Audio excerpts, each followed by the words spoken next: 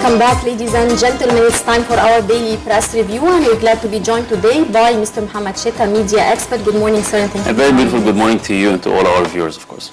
And we start off for the local press, with the local press, and starting off with اليوم السابع newspaper, where we read the President Abdel Fattah el-Sisi is set to launch the governmental development program Egypt's Vision 2030 on Wednesday in a public speech in Cairo's Al Gala Theatre. The program, which was organized by the Planning Ministry, aims to formulate a vision of sustainable development based on the country's youth that would be implemented regardless of any changes of government or leadership.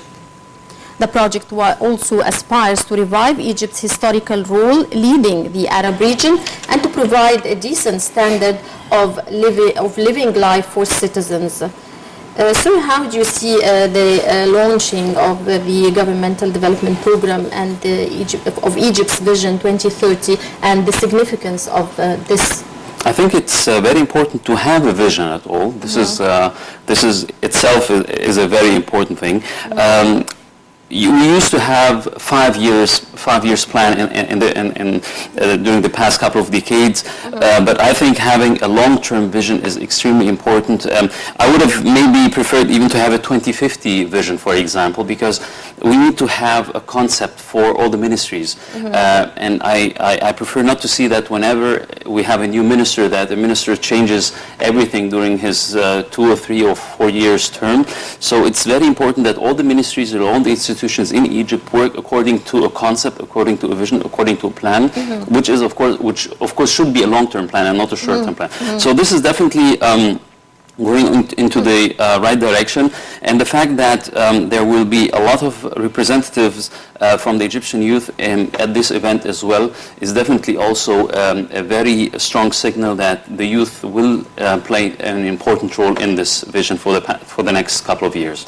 Right, and moving on to Al-Ahram newspaper, where we read President Abdel Fattah el-Sisi received on Tuesday Roger Nkodo Dang, President of the Pan-African Parliament, in the presence of Ali Abdel Al, Speaker of the House of Representatives.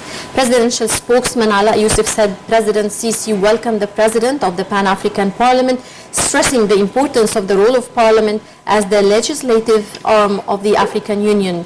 President praised the significant development witnessed recently in the African Parliament, as well as its role to promote ties of friendship and understanding between African countries. How do you see the significance of this event, and also how do you see or evaluate the current Egyptian-African relations? Of course, the Egyptian-African relations have received a very strong push during the past couple of days after the Africa 2016 conference in Sharm el-Sheikh. Forum, right. Exactly. And the fact that the President of the Pan-African Parliament has met with President Abdel Fattah el-Sisi and Dr. Ali Abdel Al also show that the Arab countries are putting lots of hope on the new Egyptian Parliament as well. So, of course, as you might know, during the past couple of days, the Egyptian Parliament has been entertaining us in all the Egyptian talk shows. I think the Egyptian Parliament should concentrate more on the more important matters. They have been arguing about some talk shows, like, for example, the member of the Parliament, Murtada Mansour, tried to collect some signatures for closing down the program of Mr. Amr Adib, one of our colleagues. And this, of course, this is not the job of the Egyptian Parliament. We have very serious issues. We have economical issues. We have road safety issues. We have health issues. We have education issues. There are other priorities on the agenda of the Parliament. Exactly, and I hope that the distinguished members of the Parliament will not take the Parliament as a platform to do their personal fights with whomever they have. So I think the Egyptian Parliament and President Abdel Fattah el-Sisi was very clear when he spoke in front of the Parliament, and he criticized some of the performance of some of the members. in general, and let's hope that that they really will get their stuff together soon and concentrate on the more important things for Egypt. Right, and moving on to Al Masri اليوم newspaper, where we read the President Abdel Fattah al-Sisi met on Tuesday with General Secretary of World Tourism Organization Talib al-Rifai as the presidency headquarters in Al-Ittihadiyya Palace. The meeting addressed ways to boost cooperation between both sides and the efforts exerted to support tourism sector in Egypt. Al-Sisi stressed that the country is exerting its utmost to apply the state-of-the-art technology in the field of safety and security in order to provide safety for all tourists. Of course, we cannot deny that tourism is one of the major sources of income for Egypt. How do you think we can revive tourism to regain its status? Actually, it's very easy. We should only see what the foreign tourist wants to see and how he wants to be treated in Egypt. Mm-hmm. They want a good value for money for their trip, for their vacation. They want a very good service, and this is the most important thing. And this is what we are lacking these days: a good service. We need trained staff in the tourism sector. Of course, safety and security are the most. Actually, yes, of course they're important too. But during the, tourists forget very easily. We've seen that after the incidents in Luxor a couple of years ago, and people tend to forget what really happened. Besides, the locations at Hurghada and Sharm el-Sheikh, they're very safe, and they have not been affected during the past couple of years. So I think the safety and security issue is very easy. But what we need to concentrate more, we need to talk, and we need to get the message to the recipients, to the foreign tourists. And I think the Ministry of Tourism, they have lots of tourism representative offices all over the world. Right. Unfortunately, they closed some of them. Maybe it was not the correct decision to close some offices in very important cities. So you think we need to focus on boosting or promoting Egypt's image abroad? Of course. We need to get consultation from agencies who are experts in this field in the different countries. For example, I cannot get a British company, a PR company, to give me advice how to tackle and how to enter the German market. So I need, in each market, I need to get the specialists from the market who know the market very well. And I think this is the easiest way. So I think we need to change our mindset a little bit on how to attract tourism. And of course, the meeting with the head of the World Tourism Organization is very important. But nevertheless, I have to go to the key markets themselves and do my homework in the key market itself. Right, and moving to Al Shuruq newspaper, where we read Grand Imam Dr. Ahmad Al-Tayyib commented on Tuesday on the situation in Syria, stressing that the war there is not a civil war between Sunnis and Shiites who are brotherly tied along the history. He said that the war in Syria is not between Sunnis and Shiites, but between America and Russia. This came during Al-Tayyib meeting with a number of Indonesian scholars in his inspection tour to the Quranic Studies Center in Jakarta. Moreover, Grand Imam renewed his rejection of the attempts to the Shiites, the young Sunnis in the Sunni countries. How do you comment on Dr. Al-Tayyib's words? Well, Dr. Ahmed Tayyib, he analyzed it in a very correct way. Of course, we noticed that the Syrian problem is a very sophisticated and a very complicated problem. It's not only about Syria anymore. It's about some superpowers trying to put their feet in different areas in the Middle East in order to keep control about certain resources and in certain areas. Of course, the conflict is also a pan-Arab conflict. Of course, the position of Saudi Arabia maybe is not easing the way in order to reach a final solution. So, of course, I kind of agree with him that America and Russia are playing political games. The negotiations and the talks in Geneva, they haven't been reaching anything, The situation in Syria is getting worse. And it's actually getting worse. Of course, now the European The European countries also have a problem with all the huge numbers of refugees coming from Syria to Europe. Also, the United Kingdom. One of the reasons why the United Kingdom is promoting this Brexit, getting out of the European Union, is of course also because of the refugee problem and the refugee policy of some of the countries, like for example Germany. Right. So it actually became a very international problem. Let's hope that Syria, that the Syrian people themselves will try to find a solution. Compromise. Exactly, and find a solution for themselves as well, without really being dependent. Solution would be the best without any interference. Exactly. Right. And moving to أخبار اليوم newspaper, where we read the parliamentary speaker Ali Abdel Al has apologized to journalists tasked with reporting about parliamentary issues after MP Mahmoud Khamis attacked journalist Mahmoud Tariq, who works for the privately owned Al Watan. In a meeting with parliamentary reporters on Tuesday, Abdel Al said, "I can never accept an insult against a journalist or media professional inside the parliament," adding that journalists deliver a respectful message and thus getting the information should be easy.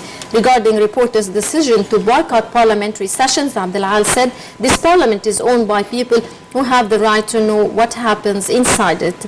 Of course, we're facing some parliamentary issues yes.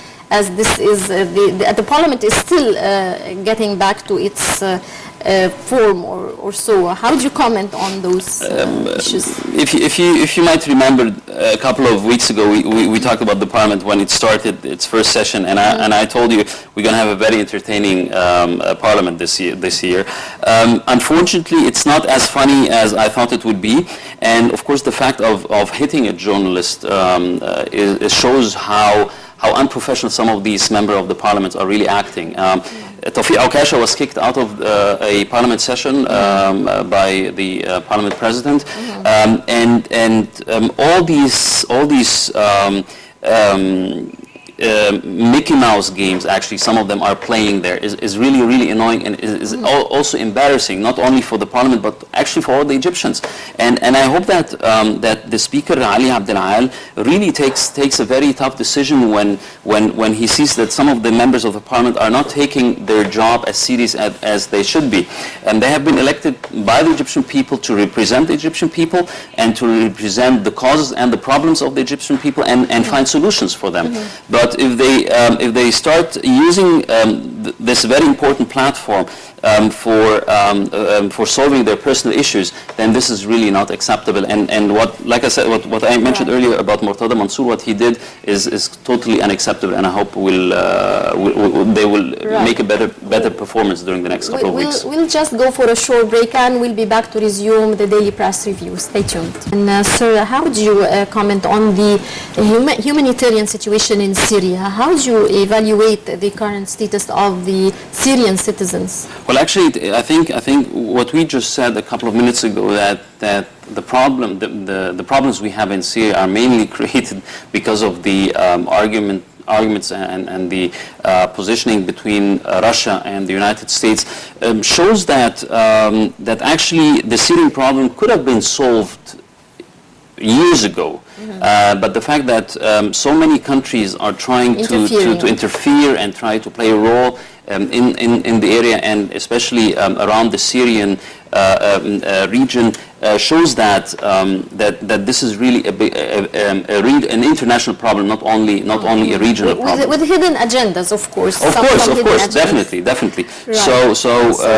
So I'm really happy that they will give some the Syrian people some time to find a compromise among themselves. Exactly, so that they have the possibility for some humanitarian aid for the Syrian people, because as you can see, they have been suffering a lot. Suffering, of course. Moving to Al Waf newspaper, where we read Egypt's main EGX 30 index edged up by 0.3% on Tuesday to close at 6.105 points, as a rally seen in the past two sessions appeared to slow.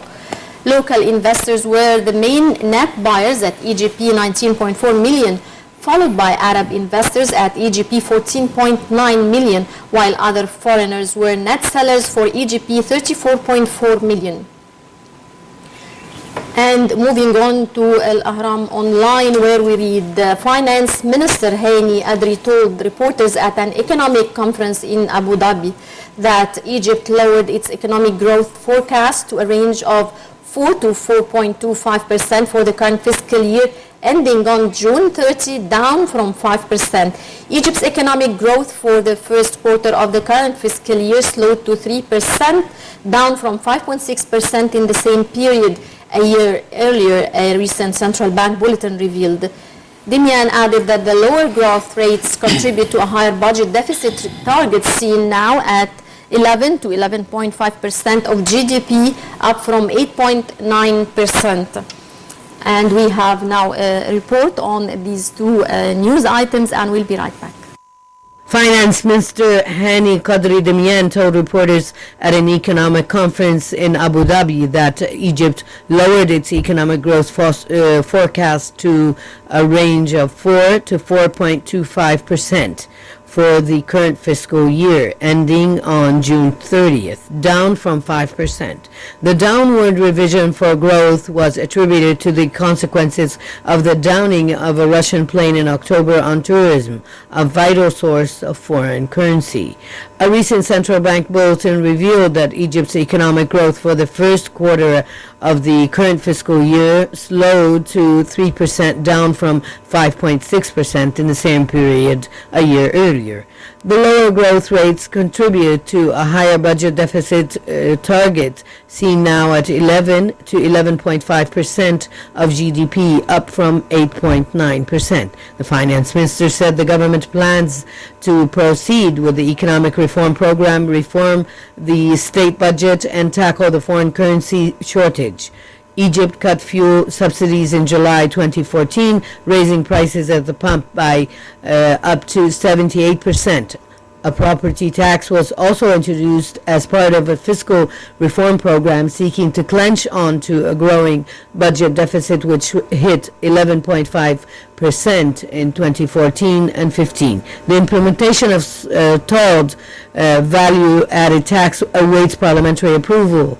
The central bank has raised a foreign currency deposit cap for some importers, excluded manufacturing input for import restrictions, and allocated 5 billion Egyptian pounds to lenders for small and medium enterprise in an effort to boost growth.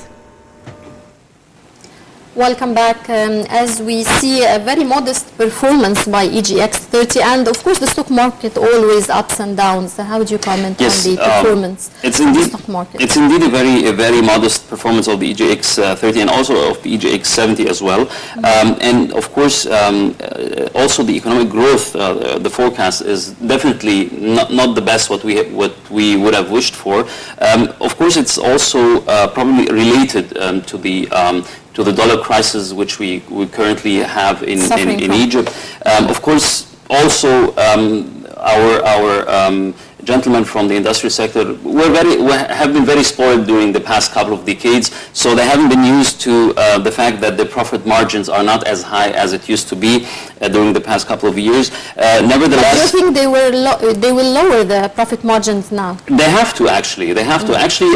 Mr. Tara Amir, the chairman of the Central Bank of Egypt, actually he was in an interview with Mr. Ibrahim Isa on one of the private TV channels, and he actually criticized some of the car companies. Margin, yes, high, exactly. Very high profit margin. The extremely high profit margin, which are not available anywhere in the world. So I think they will definitely reduce their profit margins during the next couple of years, which will have a positive impact on the prices for the Egyptian consumers. Right, Mr. Mohamed Sheta, Media Expert, many thanks for joining us. Thank you very much for having me today. Ladies and